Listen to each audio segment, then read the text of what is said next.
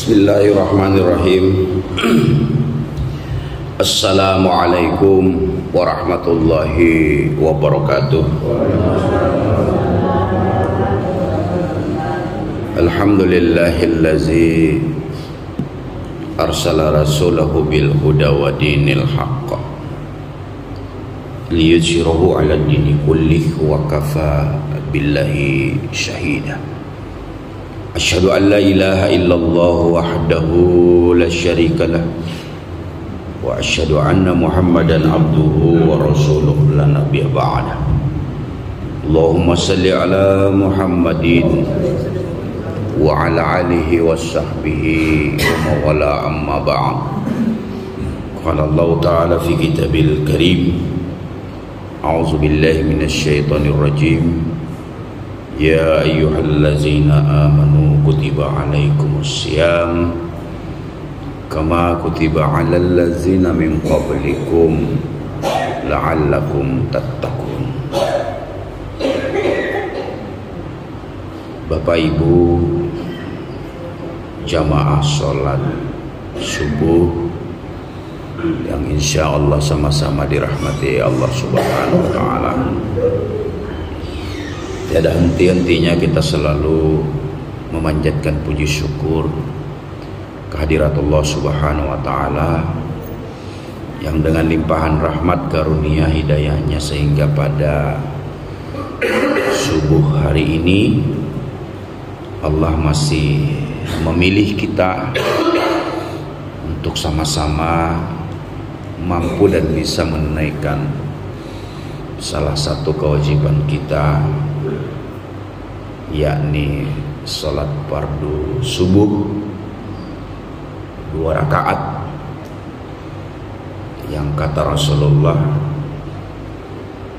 sholat sunnahnya saja itu melebihi apa yang ada di langit dan bumi dan dunia serta isinya.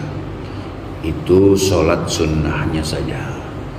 Tentu apatah lagi kita bisa menunaikan sholat fardunya. Berselawat kita kepada Rasulullah Muhammad sallallahu alaihi wasallam, berkat perjuangannya, pengorbanannya, adanya Islam sampai kepada kita sekalian. Mudah-mudahan kelak dengan sesering mungkin kita berselawat kepada Nabiullah Muhammad sallallahu alaihi wasallam serta berupaya semaksimal mungkin untuk mengikuti, melaksanakan, menjalankan apa yang menjadi tuntunan daripada beliau. Kelak kita harapkan adalah syafaat dari beliau. Bapak Ibu yang dirahmati Allah Subhanahu wa ta'ala, hari ini kita sudah masuk hitungan ke-8 Ramadan 1444 Hijriah. Jadi waktu itu cepat ya. Saya sering menyampaikan waktu itu tahu-tahu pagi, tahu-tahu siang, tahu-tahu sore, tahu-tahu malam, tahu-tahu kita lahir, tahu-tahu besar, tahu-tahu dewasa, tahu-tahu tua, tahu-tahu sakit, tahu-tahu mati. Ya kan Pak? Selalu kalau kita renungkan, ya Allah ya Rabbi, hidup ini hanya sebatas tahu-tahu saja. Ya. Jadwal subuh ini pun kalau tidak salah ingat 2 bulan lalu dikirim ke saya untuk mengisi subuh. 2 bulan lalu Pak. Artinya 2 bulan itu tidak lama. Dan hari ini kita akhirnya bisa dipertemukan oleh Allah Subhanahu wa ta'ala. 8 hari kita sudah melaksanakan ibadah puasa. 22 hari lagi lebaran kita Pak. Ya Allah, itu makanya dari salah satu hikmah kenapa Allah menghadirkan momen-momen baik di dalam kehidupan kita. Hampir dalam setiap saat itu ada momen-momen baik yang dihadirkan oleh Allah kepada kita. Karena Allah tahu persis kehidupan kita sebagai seorang manusia selalu dalam kondisi alfa, kondisi lupa, kondisi hilang, kondisi lalai. Bahkan kata Rasulullah, iman kita ini kadang dia menaik, kadang dia menurun. Ada saatnya dia memuncak naik, semua ketaatan dan amal-amal ibadah ingin kita borong semua. Tapi ada kalanya iman itu nyungsep, turun ke bawah, malas ibadah, melakukan apa saja sulit. Bukan kita tidak mampu secara fisik, bukan kita tidak mampu karena tidak ada duit, bukan kita tidak mampu, harta kita tak punya. Tapi itulah hati yang menyebabkan pada saat dia menaik, kita semangat untuk taat, semangat untuk mengabdi, semangat untuk ibadah kepada Allah. Tapi di satu waktu dia akan turun, merendah, sehingga saat bersamaan itulah sulit untuk kita melakukan ketaatan kepada Allah Subhanahu wa taala. Bahkan cenderung manusia begitu imannya rendah, imannya melemah, justru sebaliknya, bukan kebaikan-kebaikan yang dia lakukan, tapi justru kemaksiatan yang dia lakukan pada Allah Subhanahu wa taala. Maka momen-momen yang dihadirkan oleh Allah dalam setiap hari, ada waktu yang disiapkan oleh Allah. 24 jam berputar, ada waktu yang disiapkan oleh Allah. Bangun, kata Allah, di tengah malam untuk kita curhat dengan Allah Subhanahu wa taala. Sampaikan setiap problem kehidupan kita. Jangan curhat di dinding Facebook, curhat di WA. Media sosial itu kita manfaatkan untuk hal-hal yang kira-kira mendatangkan kebaikan. Ya bisa juga sebenarnya kalau kita misalnya berkeluh kesah, kita bagi di media sosial, ya orang mungkin membaca juga. Tapi solusinya kadangkala sulit untuk kita dapatkan, justru bisa jadi jatuh kepada fitnah, justru jadi kepada ghibah, ya. Karena apa? Karena sama saja kita membuka kekurangan kita, aib kita kepada orang lain. Tapi dengan Allah, kekurangan apapun yang kita punya, sebesar apapun aib yang kita miliki, sampaikan kepada Allah, adukan kepada Allah. Allah siap untuk semua itu. Itu dalam 24 jam berputar waktu disiapkan waktu-waktu yang mustajab oleh Allah Subhanahu wa taala. Dalam setiap pekan ada hari penghulu hari Jumat di situ, ya. Jadi dalam 24 jam ada, dalam sepekan ada, dan di dalam putaran setahun Ramadan inilah yang dimuliakan Allah selain bulan-bulan yang lain pula dimuliakan Allah Subhanahu wa taala. Nah, Bapak Ibu majelis yang dirahmati Allah Subhanahu wa taala, mari kita manfaatkan momen Ramadan ini. Banyak saudara kita, bahkan orang-orang terdekat kita di tahun lalu minta kepada Allah, ya Allah ya Rabbi, sampaikan kami di bulan Ramadan yang akan datang. Dia berdoa di tahun lalu 1443, tapi hari ini mereka sudah tidak bisa lagi bersama kita. Belum masuk ke dalam Ramadan, dia sudah lebih dahulu dipanggil oleh Allah Subhanahu wa taala. Dan itu pasti akan terjadi juga dengan kita. Minta kita kepada Allah, ya Allah ya Rabbi, panjangkan umur kami, temukan kami dengan Ramadan 1445 Hijriah. Itu doa kita, minta kepada Allah. Dan kita tidak pernah tahu apakah doa itu dikabulkan oleh Allah. Yang jelas tugas kita hanyalah meminta dengan segala ikhtiar kita, tapi jawaban Allah hari ini terjawab. Ada saudara-saudara kita, bahkan keluarga terdekat kita yang minta serupa untuk disampaikan kepada Ramadan 1444 Hijriah tahun ini, tapi ternyata Allah berkehendak lain, lebih duluan dipanggil Allah Subhanahu wa taala sehingga tidak bisa bersama untuk melaksanakan ibadah Ramadan sebagaimana kita hari ini. Inilah momen yang kita manfaatkan. Setiap orang tidak memiliki kesempatan yang sama untuk bisa berada di dalam bulan Ramadan. Atau boleh jadi kemudian dikabulkan oleh Allah doanya, dipertemukan dia dengan bulan Ramadan, tapi begitu masuk dengan bulan Ramadan, dia tidak diberikan waktu oleh Allah, tidak diberikan kesempatan oleh Allah, tidak ada waktu luang untuk dia. Sehat dia, tapi tidak diberikan waktu. Itulah yang disebut dengan rahmatnya Allah. Jadi kehadiran kita ini Bapak Ibu adalah bagian kebaikan atau rahmat yang diberikan oleh Allah kepada kita. Nah, memanfaatkan Ramadan seperti ini sebagaimana dijanjikan Allah dan Rasulnya.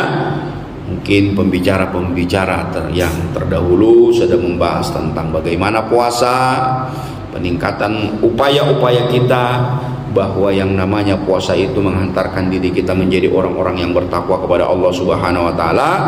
Nah, dalam kesempatan ini kita coba mengambil, mencari, memahami, berbagi hikmah dari meninggalkan syahwat dan kesenangan dunia. Ini adalah bagian daripada cara Allah, sehingga memerintahkan kepada kita untuk berpuasa itu tidak semua orang diperintahkan Allah. Jadi puasa ini Bapak Ibu secara khusus yang diperintahkan Allah hanya kepada orang beriman saja. Ya ayyuhallazina amanu kutiba alaikumussyam. Jadi redaksi ayat yang diperintahkan oleh Allah berpuasa itu bukan ya ayyuhan nas, berpuasalah kalian, tidak, tapi khusus hanya orang beriman. Karena Allah tahu persis, dia yang membuat, dia yang mengatur. Maka untuk melaksanakan perintah ibadah puasa ini kekhususannya orang beriman saja. Kalau tidak dengan iman, tidak bisa untuk mengerjakan yang namanya ibadah puasa. Maka bekal utama kita untuk melaksanakan ibadah puasa ini iman dulu. Kalau tidak ada iman, berat ya. Jadi kalau kita melihat saudara kita, teman-teman kita yang hari ini di siang bolong makan, minum, merokok semaunya tanpa menghargai orang puasa, ya sudah, jawabannya jelas, tidak terpanggil dan tidak merasa untuk diseru oleh Allah. Tapi bagi orang-orang yang merasa terpanggil, maka insya Allah dia akan melaksanakan yang namanya ibadah puasa. Kenapa? Karena ada di hatinya, iman di dalam hatinya ini. Ya ayyuhallazina amanu, kata Allah. Jadi seruan, panggilan Allah itu dikhususkan kepada orang-orang beriman. Karena puasa ini kalau tidak dengan modal iman, berat Pak, susah. Kita beriman ini saja, yang merasa beriman lalu kemudian kita mengerjakan yang namanya perintah ibadah puasa, bukan gampang. Iyalah, mungkin kalau kita nanya ke teman-teman, gimana puasa pertama? Ya alhamdulillah, tak ada rasanya, enak-enak aja. Rasa-rasanya bohong itu. Kenapa? Karena yang namanya puasa pasti akan haus, akan lapar, akan capek, akan lelah, campur ngantuk, itu pasti. Tidur kita pasti berkurang. Beda dengan di luar Ramadan. Kita bangun bisa jadi jam 2 atau jam 3 sebelum makan sahur. Bisa kita tilawah Quran, bisa kita sholat malam terlebih dahulu. Siang bagi yang beraktivitas, tidak ada waktu untuk tidur. Tidurnya cukup dengan menyandarkan di dinding, mencari tembok-tembok. Tidurnya 5 menit, 10 menit itu luar biasa nikmatnya. Kenapa? Karena waktu tidur kita pasti akan berkurang di dalam bulan Ramadan. Sehingganya wajar kalau sudah mendengar kultum subuh begini Pak, ya katanya tafakur, hilang itu, ya hilang, hanyut. Wajar saja itu, karena memang ngantuk. Ya, saya kalau sudah di kantor itu Pak, ya Allah, jam 11, nanti jam 11 datang lagi dia jam 1, kayak tamu juga. Waktu ngantuk itu, waktu datangnya itu, kalau sudah datangnya itu pas-pas siang-siang, ya siang-siang mau ngopi tidak bisa ngopi kan, ya sudah nyandar gini, duduk tidur itu, Allah nikmatnya 5 menit tertidur itu sudah langsung segar mata. Itulah Allah ingin menghadirkan betapa nikmat yang diberikan oleh Allah kepada kita itu sangat-sangat luar biasa. Nah, orang-orang yang memanfaatkan Ramadan seperti ini, itulah orang-orang yang terpanggil dengan seruan Allah, ya ayyuhallazina amanu. Bekal utama kita untuk melaksanakan ibadah puasa ini iman dulu. Jadi lapar, haus, letih, ngantuk, lemah itu tidak ada memang. Karena apa? Tertutupi oleh iman yang ada di dalam hati kita. Karena orang-orang yang beriman itu begitu diseru dan dipanggil oleh Allah, tidak lagi menanyakan kenapa, mengapa, tapi sami'na wa ata'na. Begitu dia mendengar, dia langsung taat. Karena ini yakin perintah Allah Subhanahu wa ta'ala. Nah, Bapak Ibu majelis yang dirahmati Allah Subhanahu wa ta'ala, di antara hikmah Allah memerintahkan kita berpuasa untuk meninggalkan syahwat dengan kesenangan dunia. Ada beberapa hal. Yang pertama, dapat mengendalikan jiwa. Jiwa ini terkendali bagi orang-orang yang puasa. Beda itu kalau kita tidak puasa. Bercerita, ngobrol, bicara, ngumpul dengan teman, itu kalau tidak puasa kadangkala tidak terkontrol omongan kita. Ya, kalau benar omongan itu, apalagi berbicara tentang orang lain, dia jatuh kepada ghibah. Kalau tidak benar omongan kita terhadap orang lain, itu bisa jadi jatuh kepada fitnah. Tapi begitu puasa, itu tidak kita lakukan. Apalagi sudah menyebut si fulan, menyebut seseorang, itu tidak kita lakukan. Kenapa? Khawatir pahala puasa kita ini justru lari ke dia. Karena setiap orang yang kita bicarakan, kita jelekkan, kita zolimi, kita hina, macam-macam, itu secara tidak langsung pahala yang kita miliki itu tersedot ke dia, diambil oleh dia. Makanya kalau nanti di yaumil mahsyar, ketika kita ditimbang tentang kebaikan dan keburukan kita, pahala dan dosa kita, pahala yang sebanyak apapun kalau kita tidak jaga dan rawat serta pagari, maka itu akan diambil oleh orang lain. Sehingga kata Rasulullah, ada orang yang bangkrut nanti di akhirat itu. Kenapa? Karena sering menggunjing, membicarakan orang, menghina, memfitnah dan lain sebagainya. Nah, tapi di dalam bulan Ramadan, ketika kita mengerjakan yang namanya ibadah puasa, ini benar-benar terkendali. Jiwa kita itu terkendali. Sehingga apa? Begitu kita meninggalkan syahwat dan kesenangan dunia, dari makan dan minum, ya, maka semua orang itu konsennya kepada taat kepada Allah Subhanahu wa ta'ala. Jadi kalau orang sudah makan, minum, kenyang, syahwat diturutkan, pada saat yang bersamaan kondisi kita kenyang, kondisi kita menikmati kesenangan-kesenangan dunia ini, maka saat yang bersamaan pula tidak sedikit orang lupa dengan Allah Subhanahu wa ta'ala. Jadi idealnya itu Bapak, kita ini minta kepada Allah diberikan kesenangan dunia, diberikan harta, uang banyak, tapi kita tetap ingat kepada Allah Subhanahu wa ta'ala. Tapi pada kenyataannya tidak sedikit, sudahlah banyak rezekinya diberikan oleh Allah, sudahlah nikmat itu diberikan oleh Allah, kesenangan-kesenangan sudah diberikan oleh Allah, tapi justru mereka lupa kepada Allah. Nah, ini yang diingatkan oleh Allah. Dengan ibadah puasa kita diajarkan untuk mampu dan bisa meninggalkan kesenangan-kesenangan duniawi.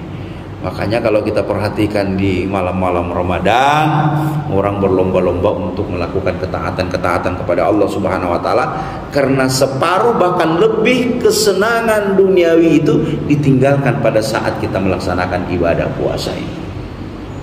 Tetapi berganti dengan ketaatan kita kepada Allah Subhanahu wa taala. Kenapa seperti itu? Karena jiwa ini terkendali, sadar betul kalau perintah melaksanakan ibadah puasa ini adalah untuk bagaimana kita menjadi dekat dengan Allah Subhanahu wa taala. Ibadah puasa ini ibadah syiriah, ibadah yang beda dengan ibadah-ibadah lain, ibadah yang tidak nampak atau ibadah yang tidak bisa kita pamer-pamerkan kepada orang lain. Enggak bisa. Sholat boleh jadilah, kalau kita disaksikan orang lain dengan kita sholat sendiri beda, gerakannya, lafaznya, lamanya, ya. Antara kita disaksikan orang lain dengan kita sholat sendiri. Kenapa? Boleh jadi kekhawatirannya kalau kita sholat di tengah orang banyak disaksikan dan dilihat manusia lain, kita lebih sempurna, berupaya sempurna di mata manusia. Kenapa? Paling tidak malu dulu kita kalau kita sholat tidak bagus, tidak sempurna. Apa boleh? Boleh, tapi jangan jadi sandaran, jangan jadi tujuan, karena ibadah kita itu tujuannya kepada Allah. Infak, sedekah, ada yang nerima. Apalagi nanti kita zakat, ada yang nerima.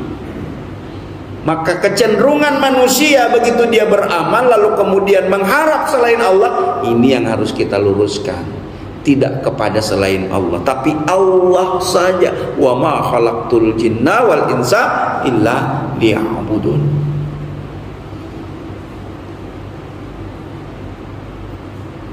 Haji, umroh, itu lebih-lebihnya, tidak bisa kita sembunyikan. Kita undang orang sekampung, syukuran kita dulu kan. Mohon doanya, besok kami berangkat Pak ya. Kita minta doa malah.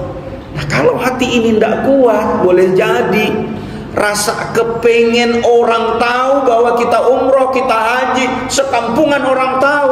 Siapa yang bisa menjaga hati kita dari minta pujian kepada sesama manusia? Padahal haji, umrah dan seluruh rangkaian ibadah itu harus tertuju kepada Allah semata. Sehingga disinilah puasa melatih untuk mengendalikan jiwa. Tapi urusan puasa tidak bisa kita pamer-pamerkan kepada orang. Kita sahur bersama anak, istri, suami, keluarga. Begitu siang boleh jadi aktivitas di kantor, boleh jadi apalah aktivitas kita. Apalagi mungkin kita ruangan kita sendiri, tidak ada orang, ya, ada sisa minuman berbuka puasa, ya, tidak usah banyak, 1 gelas aqua saja misalnya nih. Ya karena di ruang tertutup tidak ada yang lihat, ya kan. Kita malah bisa mengontrol orang dari luar lewat CCTV. Oh ini tidak ada orang akan masuk. Ya minum kita 1-2 teguk, siapa yang tahu? Pulanglah kita ke rumah menjelang berbuka puasa, gaya-gaya loyo, gaya-gaya letih, ngantuk, bisa. Tapi tidak bisa kita pamerkan yang namanya ibadah puasa itu. Karena yang tahu persis apakah kita benar-benar berpuasa atau tidak bukan orang lain. Coba kita perhatikan kalau wudhu zuhur itu bersebelahan kita, kumur-kumur sekali, teguk sekali, kumur-kumur 2 kali, teguk sekali, kumur-kumur ketiga kali, teguk. Sudah 3 kali kumur, 3 kali tegukan. Ini bersebelahan kita berwudhu, nggak ada yang tahu. Tapi itu tidak kita lakukan Bapak Ibu. Kenapa? Karena ada iman yang mengendalikan jiwa kita. Tidak kita lakukan. Jangankan membatalkan, yang mengurangi nilai-nilai daripada ibadah puasa pun tetap kita jaga. Ada orang ingin cerita gibah, ada orang ingin menceritakan orang lain, ada ingin orang ngajak bertengkar, ada orang ngajak ingin berkelahi. Kita bilang, maaf saya puasa. Itulah cara Allah bagaimana kita mengendalikan jiwa ini. Nah, dengan mengendalikan jiwa ini, Bapak Ibu, maka setiap gerak-gerik kita itu terkontrol, ya, terkontrol, sehingga apa? Dengan dia menikmati segala apa yang diberikan oleh Allah, lalu kemudian dia menjadi orang yang pandai bersyukur kepada nikmat-nikmat yang diberikan oleh Allah kepadanya.